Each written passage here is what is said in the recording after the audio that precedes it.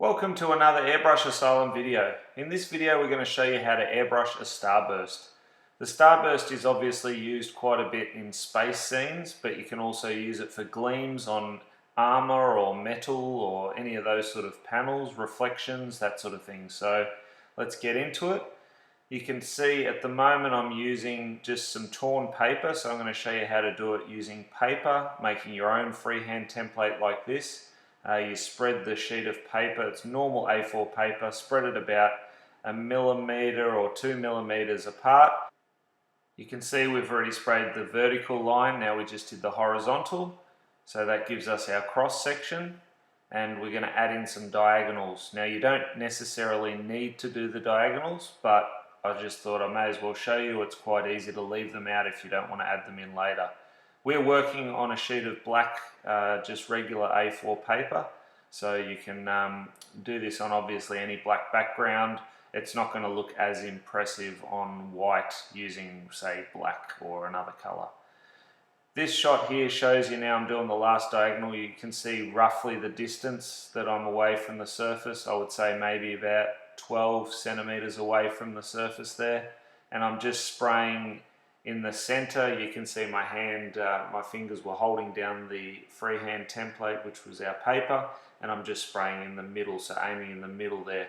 I don't actually have to move the airbrush. The overspray will create that tapered, blended line. So what I'm doing now is I'm just giving the cross section a glow. So up close, and I've got white obviously in my airbrush, and the white's opaque, so it's opaquing and eliminating those crossed over, masked out lines, and I just build up the white and then I pull away from the surface to give it a glow.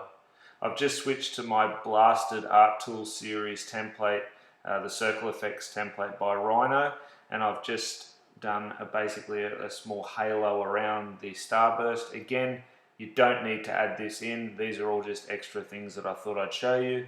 I'm just using this particular freehand template. So I'm just switching to a smaller circle as well. If you want to, you can see my hands there covering up to stop any overspray drifting.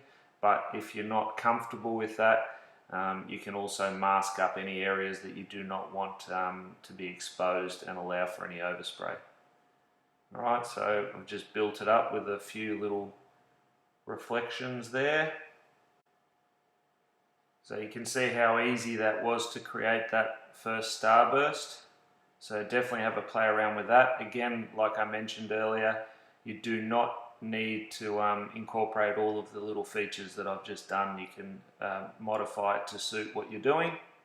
Now we're going to move on to another starburst. This particular one we're going to use masking tape. So we're still working on paper, believe it or not. If you're careful with your masking tape and you sort of rub it on your clothing or your skin just to remove a bit of the tackiness, it has less chance of ripping up any of the paper. Again, we're just masking out the vertical part of the starburst first, and you can see I'm spraying again just in the center of that. You can kind of see a little bit of the white paint building up there. Again, the overspray is going to travel, okay? So we've got our tape again, maybe 1 mil or 2 apart. So don't make them too thick, they can look a bit fake, but play around with it. Obviously, judge by the size of your artwork as well. You know, if you've got a tiny artwork, you don't want them this thick either. So just play around with it. You can also lift the tape edges like I just did there, which will assist you to avoid any overspray getting on any other areas. Again, if you're not comfortable, then mask up a bit more of that section so that you've gotten, you know, not just the 2 little strips of tape. So we've just done our horizontal there, and we're going to go in and do our diagonals. So we're just using a white water-based paint. This also works for any automotive paint, and obviously if you're masking on automotive, it's a lot more forgiving. So you can be a little bit rougher with it. Got to be a bit careful because this is just ordinary paper, but I just thought I'd show you how it's done. So we've done our first diagonal there. I tend to do the diagonals a little bit finer. We're going to go in and do the last one there. Again, you saw the shot earlier of the approximate distance for each one of these strokes. So between 10 and 12 centimeters away from your surface. Again, just gauge it with what airbrush you're using, what pressure you're running, all that sort of stuff. So we'll peel them off nice and carefully, and we've got all of our lines sprayed in there. So now we're ready to give it its glow. So again, up close, building up your paint, don't saturate it, otherwise you could get a nice big blob, and then pulling away, and you can see it's just creating that glow. So really, really easy to do. I thought this would be a handy little tip for people to check out. Now I'm just going to show you how to use a positive template. So in this case, we're just using a 20-cent piece, and you're just spraying around to give a bit of a glow. So a bit different. You can do the same with obviously the templates that we showed you earlier, but this is just an easy way if you don't have any templates. Now what we're going to do is we're going to do a couple of little glows and stars just to finish this off. So up close, give them a bit of a glow and varied sizes.